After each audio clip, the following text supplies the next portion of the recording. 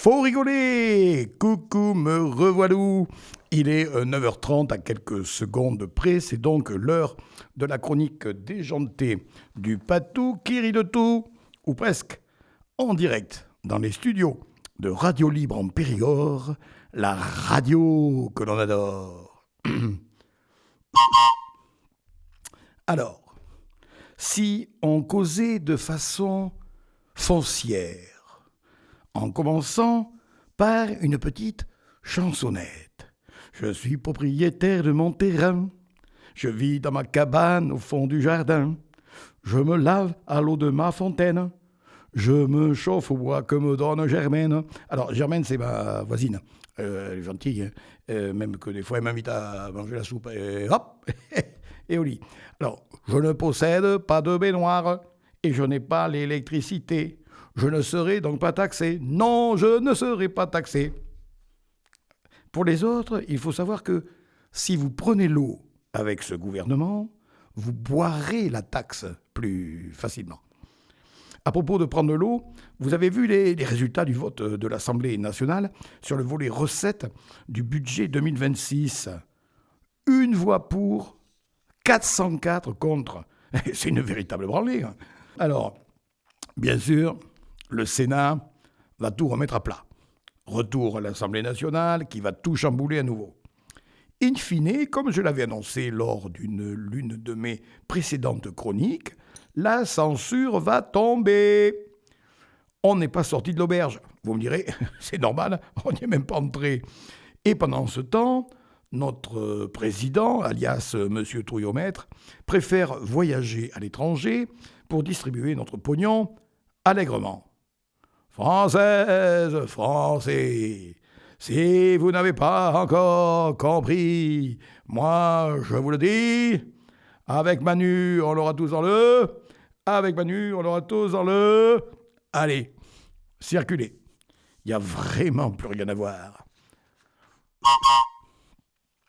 Et voilà les actus. Alors, la semaine dernière, un accord a été signé par le président de l'Ukraine, Volodymyr Zelensky, et celui de la France,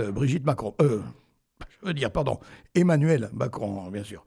Cet accord porte sur l'achat à la France de 100 avions Rafale. Il faut savoir qu'un avion Rafale coûte environ 70 millions d'euros. Donc, 100 avions de ce type égale 7 milliards d'euros.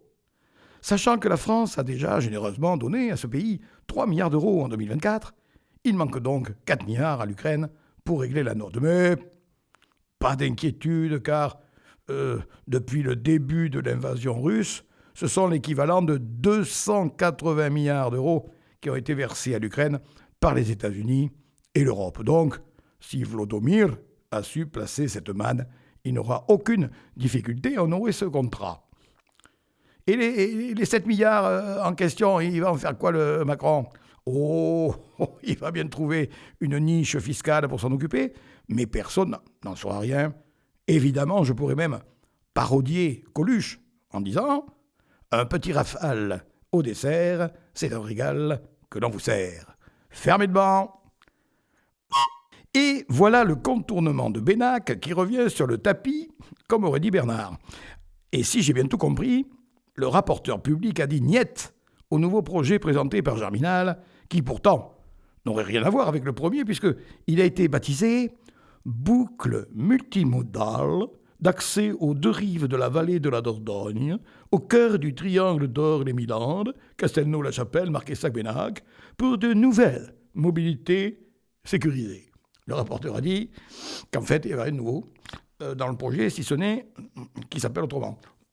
Et paf, passe-moi l'éponge Germinal. Et maintenant, que va-t-il se passer ? Eh bien, le délibéré devrait être rendu dans une quinzaine de jours après l'audience. Quelle que soit l'issue, il semble acquis que la partie perdante saisira la juridiction d'appel. Ça va faire encore un an de délai. Puis la juridiction suprême du Conseil d'État, encore un an de délai. Donc, cela pourrait nous amener pratiquement aux portes des élections départementales prévues en 2028. Et dans le cas où finalement le département doit tout abandonner, je pense que les conseillers qui ont appuyé ce projet ont du souci à se faire pour leur réélection, car les citoyens ne manqueront pas de s'interroger, de savoir à qui incombe la faute de tout ce pognon dépensé pour rien. Affaire à suivre, donc. Et voilà la pause musicale. Alors, comme chaque année à cette période, nous allons fêter l'ami Roger Glover, le bassiste de Deep Purple, auteur de cette fabuleuse chanson interprétée ici par Ronnie James, Love is All. Il a 80 ans cette semaine. Eh oui, musique.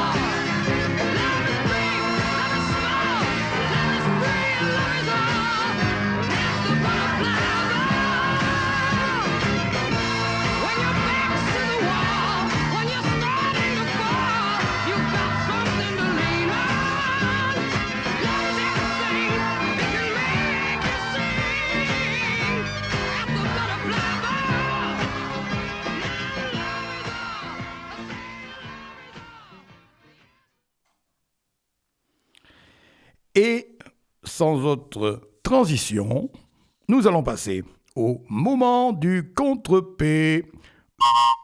Alors on commence par les contrepèteries de la semaine dernière concernant le salon du livre gourmand de Périgueux. Pendant l'apéro, la sommelière a promu son anis, il faut inverser le U de promu et le I de anis, alors que le patron se branchait sur la lef, il faut inverser le CHE de brancher et le L de lef. Ne distrayez pas le second au pied de chou, il faut inverser le P de pied et le CHE de chou. Il a un canard sur le feu, inversons donc le N de canard avec le F de feu. Cette cuisinière s'applique à bien biseauter les frites, inversion du B de biseauter et du FR de frites, tout en surveillant son fond qui cuit, inversion du F de fond et du C de cuit. Dimanche dernier, je participais à un salon du livre à Bergerac. Or, il existe quelques contrepèteries simples dans cette ville. Exemple, la rue Bonnat, réservée aux habitants de petite taille. Les lieux-dits Bridé, Groslay, Lardot, Le Combal. Là aussi, il s'agit simplement d'inverser les syllabes. Et aussi Malsara, et c'est Charlotte qui le nettoya. Les indices, la semaine prochaine, bien sûr. Au fait, le salon en question se tenait dans la superbe nouvelle salle de spectacle baptisée L'Étincelle. Je me suis alors posé la question de savoir si les édiles bergeracois avaient de l'humour, puisque à quelques hectomètres de l'Étincelle se trouve la célèbre poudrerie. Étonnant, non ? C'est la Minute Blague. Alors restons encore un peu à Bergerac en évoquant un chapitre d'un de mes prochains bouquins qui s'intitulera Périgord, terre d'humour. Nous en reparlerons en 2026. Peu de gens savent qu'en fait, je descends de François Ier par l'intermédiaire d'une de ses maîtresses. Donc, Henri IV est aussi mon aïeul. C'est dingue, non ? Mais quel rapport avec le Périgord ? Eh bien, il faut savoir que Henri IV reçut en héritage en 1572, à la mort de sa mère Jeanne d'Albret, le royaume de Navarre et, parmi d'autres possessions, le comté de Périgord.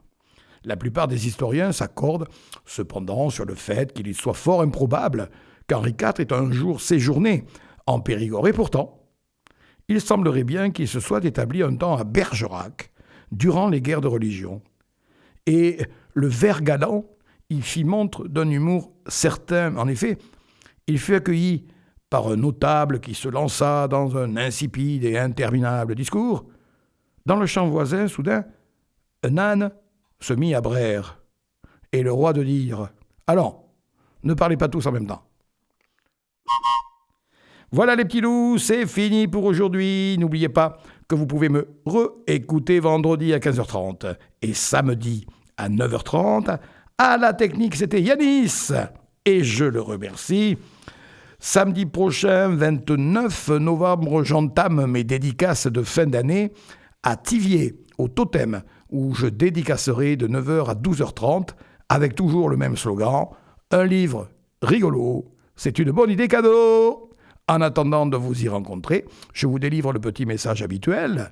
Salut les copains, salut mes poules, vive nous et prenez soin de vous.